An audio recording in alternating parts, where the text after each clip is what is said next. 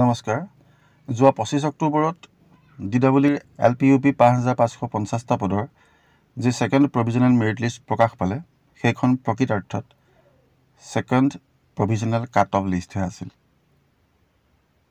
TET qualified candidate সকলে সেই তালিকাখন যে বিসংগতিপূৰ্ণ সেয়া তেওঁলোকে সংবাদমেল যোগে স্পষ্ট কৰিছে। মাননীয় শিক্ষামন্ত্ৰীয়ে কৈছিল যে GT-PGTত সিলেক্ট হোৱা প্ৰায় 850 জন ক্যান্ডিডেটৰ নাম প্ৰভিজনেল মেৰিট লিষ্টত আহিছে। LPUPৰ প্ৰভিজনেল মেৰিট লিষ্টত আহিছে। LPUPৰ পৰা উইথড্ৰ কৰাৰ পিছত তলৰ পৰা 700-800 নতুন প্ৰাৰ্থী মেৰিট লিষ্টত অন্তৰ্ভুক্ত হ'ব।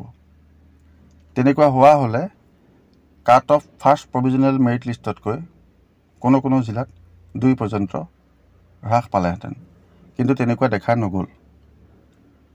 কাট অফ পইণ্টতহে কমিছে। ইয়াৰ অৰ্থ এইটোৱে যে অভাৰলেপিং হৈ আছে। বহুতে উইথড্ৰ কৰিলে, বহুতে নকৰিলে।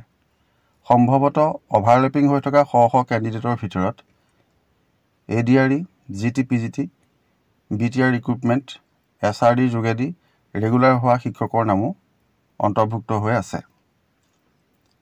সেইকাৰণে হয়তো ক্ৰিডেন্সিয়েল সিস্টেমত সেকেন্ড প্ৰভিজনেল ৰিজাল্ট দিব লগা হ'ল। শিক্ষা বিভাগে এই অভাৰলেপিঙৰ সমস্যাটো সমাধান কৰিব পৰাকৈ নিশ্চিতভাৱে ব্যৱস্থা গ্ৰহণ কৰিব আৰু থাৰ্ড প্ৰভিজনেল লিষ্টত বহুতো নতুন প্ৰাৰ্থীৰ নাম অন্তৰ্ভুক্ত হ'ব। যিসকল প্ৰাৰ্থীৰ নম্বৰ মাত্ৰ পইণ্টত কমি আছিল, অকণমান নম্বৰৰ কাৰণে তেওঁলোক মেৰিট লিষ্টত সোমাব পৰা নাছিল, তেওঁলোকৰ নাম তৃতীয় মেধা তালিকাত নিশ্চয় আহিব। পৰৱৰ্তী মেৰিট লিষ্টসমূহ আগৰ দৰে প্ৰকাশ পাব। প্ৰভিজনেল মেৰিট লিষ্ট আৰু এখনহে ওলোৱাৰ সম্ভাৱনা আছে। তাৰ পিছতেই নৱেম্বৰৰ দ্বিতীয় সপ্তাহত ফাইনেল মেৰিট লিষ্ট পাব্লিছ হ'ব বুলি এটা ধাৰণা কৰিব পাৰি।